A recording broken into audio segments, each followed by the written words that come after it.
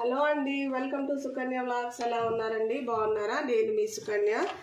ఈరోజు మన రెసిపీ వచ్చి హోటల్ స్టైల్ వడలు అనమాట.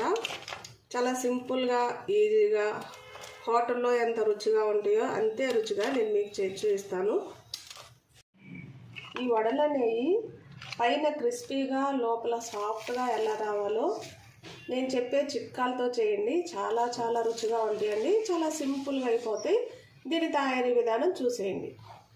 ముందుగా మనం ఒక గిన్నె తీసుకొని 2 కప్పుల మినపప్పు తీసుకోవాలి.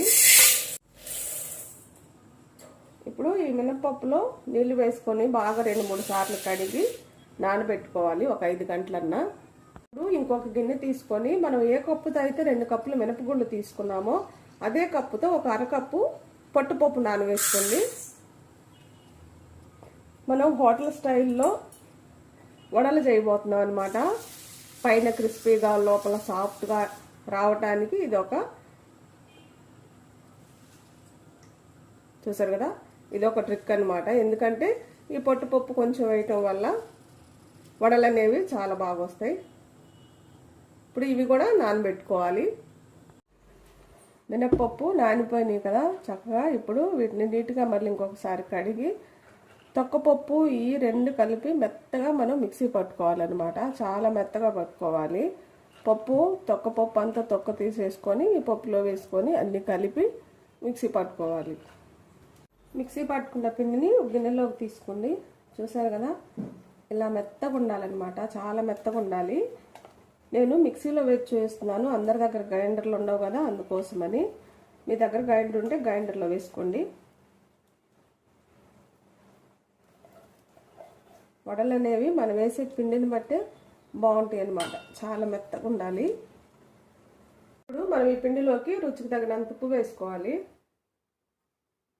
అలాగే బియ్యం పిండి ఉంటుంది కదా, అది ఒక 2 టేబుల్ స్పూన్ల దాకా వేసుకోవాలి. సూపర్ మార్కెట్లో దొరుకుతుంది, లేదా మీ ఇంట్లో ఉన్న వేసుకోండి.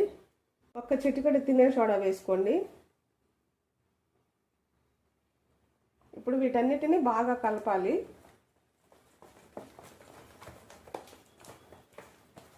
చేతితో బాగా ఇలా కలపండి.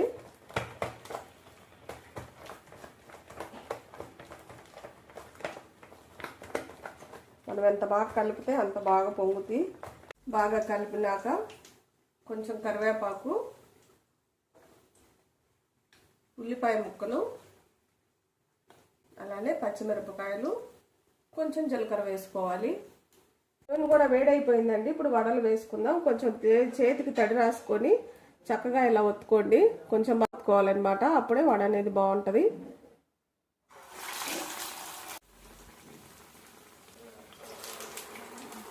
ఇవి 2 వైపులా మంచిగా ఎర్రగా అయ్యేటట్టు మనం కాల్చుకోవాలి.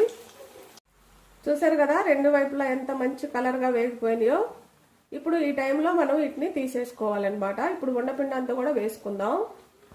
చూసారు కదా, మనం వడలన్నీ కూడా ప్లేట్లో కూడా తీసుకున్నాం. చాలా చాలా బాగుంటాయండి. చాలా సింపుల్గా కూడా అయిపోతాయి. ఎప్పుడు ఒకేలా కాకుండా చక్కగా ఇలా చికెన్ కర్రీతో అయితే ఇంకా అదిరిపోతాయి అనమాట.